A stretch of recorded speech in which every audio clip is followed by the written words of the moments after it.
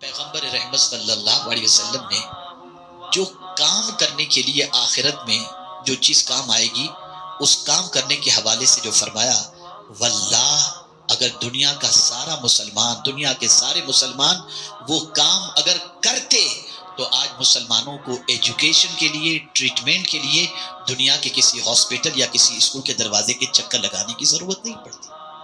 وہ کیا کام ہے؟ پیغمبر رحمت صلی اللہ علیہ وسلم نے فرمایا، مرنے والا جب مرتا ہے تو اس کے اعمال منقطع ہو جاتے ہیں سوائے تین چیزوں کے۔ ایک بندہ مرا، اب نہ وہ نماز، نہ روزہ، نہ حج، نہ زکات، اب اس پر کوئی چیز نہیں، اعمال اس کے اعمال جو ہے اس کا سلسلہ منقطع ہو گیا، اب کوئی نیکی اس کی نہیں۔ جو عمر اس کو نیکی کرنے کے لیے دی گئی تھی وہ نیکی کی عمر ختم ہو گئی۔ لیکن مرنے والا مرنے سے پہلے اگر تین کام کر کے مرا ہے تو قبر میں لیٹا بھی ہوگا تو اسے وہاں ثواب پہنچتا رہے گا۔ وہ تین کام ذہن میں محفوظ کر لو۔ مسلمانوں، مرنا آپ کو بھی ہے، مجھے بھی ہے، سب کو ہے۔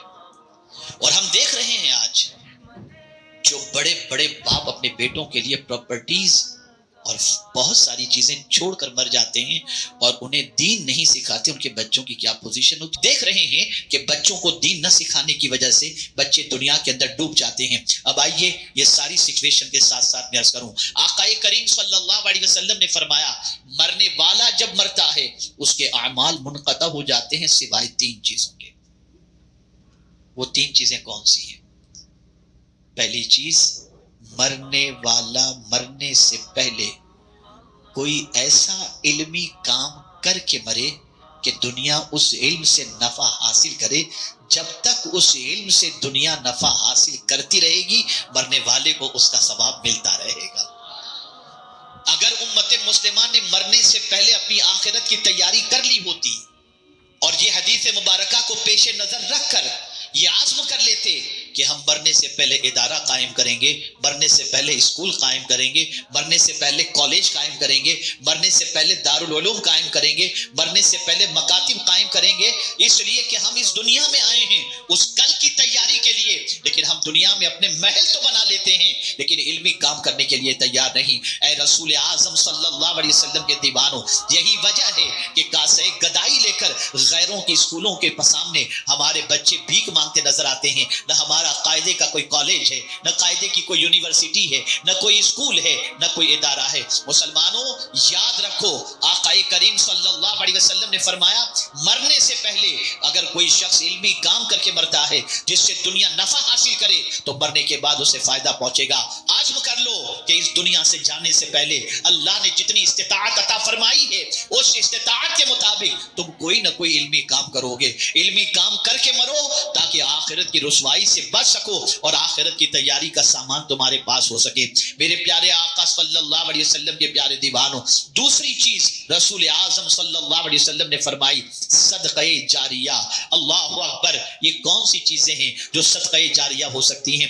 آپ نے کنواں کھدوا دیا، آپ نے کہیں بورویل لگوا دیا، آپ نے کہیں کچھ اس طریقے کا انتظام کیا کہ ہاسٹل بنوا دی، آپ نے اس طریقے کا کوئی انتظام کیا، مسافر خانہ بنوا دیا، لوگ اس سے فائدہ اٹھا رہے ہیں، ہاسپٹل سے فائدہ اٹھا رہے ہیں، آپ نے ہاسپٹل بنوا دیا۔ یاد رکھیں، جب تک لوگ اس سے فائدہ اٹھاتے رہیں گے آپ قبر میں پڑے رہو گے، ثواب آپ کو ملتا رہے گا۔ اگر امت مسلمہ نے رسول اعظم کی اس حدیث کو پیش نظر رکھا ہوتا تو ہر گلی میں ہمارے ہاسپٹل ہوتے، ہمارے بچے کسی اور ہاسٹل اور مسافر خانے میں جا کر قیام کر کے ہماری اسکولوں میں نہ پڑھتے بلکہ ہمارے خود کے مسافر خانے اور ہاسٹل کے اندر رہتے ہوئے بچے علم کے زیور سے آراستہ ہوتے۔ یاد رکھو، اپنا بنگلہ بنا لینا کمال کی بات نہیں ہے، اپنے لیے سب کچھ تیاریاں کر لینا کمال کی بات نہیں ہے، کمال کی بات تو یہ ہے کہ حضور کی امت کے لیے کچھ کر بیٹھنا۔ یاد رکھیں، پیغمبر اعظم صلی اللہ علیہ وسلم کس طریقے سے اپنی زندگی گزار رہے ہیں، امت کے غم میں، فکر امت میں، اور یہ حدیث ہمیشہ کے لیے ذہن میں محفوظ کر لو۔ آقا کریم صلی اللہ علیہ وسلم فرماتے ہیں، من اصبح، جس نے صبح کی اس حال میں کہ میری امت کے امور کے بارے میں کچھ نہ سوچا، فلیس منا، وہ میرا ہے ہی نہیں۔ آپ اٹھو تو پہلے سوچو کہ حضور کی امت کے لیے ہمیں کیا کرنا ہے، حضور کی امت کے فائدے کا کون سا کام کرنا ہے۔ اگر ہم نے اس کام کا عزم کیا ہوتا تو آج پریشانی کا شکار ہونے کی ضرورت نہ ہوتی. یہ دوسری چیز ہو گئی. وقت اتنا نہیں کہ اس پر تفصیلی گفتگو کی جائے. تیسری چیز مرنے سے پہلے آدمی کو کر لینی چاہیے، اور وہ تیسری چیز ہے نیک اولاد. علم، صدقہ جاریہ اور نیک اولاد. ایک باپ کو سب سے زیادہ جس چیز کی فکر ہونی چاہیے وہ اپنی اولاد کے سلسلے میں کہ وہ نیکی کے راستے پر چل رہی ہے یا نہیں، اس کے بارے میں زیادہ فکر مند ہونا چاہیے. یاد رکھیں، اگر ہر باپ یہ سوچ لیتا کہ میرے لیے میرا نیک بچہ نجات کا سامان ہے تو معاشرے میں کوئی بچہ بگڑا ہوا نظر نہیں آتا. لیکن باپ کے پاس اتنا وقت نہیں، نہ ماں کے پاس اتنا وقت ہے کہ اولاد کی تربیت کے سلسلے میں ٹائم دے سکیں. یاد رکھیں، آقا کریم صلی اللہ علیہ وسلم ارشاد فرماتے ہیں کل بروز قیامت ایک بندے کے درجے کو بلند کیا جائے گا. وہ بندہ رب کی بارگاہ میں عرض کرے گا مولا کوئی کام میں نے ایسا تو نہیں کیا جس کی وجہ سے میرے درجے بلند ہو جائیں، میرے کریم آج میرا درجہ کیوں بلند کیا جا رہا ہے؟ تو جواب میں رب قدیر ارشاد فرمائے گا تیرے اعمال نامے میں کوئی نیکی ایسی تو نہ تھی جس سے تیرا درجہ بلند کیا جاتا، لیکن تو جو نیک اولاد چھوڑ کر کے آیا تھا نا، وہ زمین پر تیرے لیے مغفرت کی دعا کر رہی ہے اور ہم یہاں تیرے درجے کو بلند کر رہے ہیں. اے رسول گرامی وقار صلی اللہ علیہ وسلم کے دیوانوں، یہ ہماری بہت بڑی رسپانسبلٹی ہے. اس کل کی تیاری کرو جس کل کوئی کام آنے والا نہیں. یوم لا ينفع مال ولا بنون، نہ مال نفع پہنچائے گا نہ اولاد نفع پہنچائے گی، بلکہ سچویشن یہ ہوگی ماں بیٹے سے بھاگے گی، باپ بیٹے سے بھاگے گا، پہچانیں گے نہیں ایک دوسرے کو. یہ سچویشن ہوگی.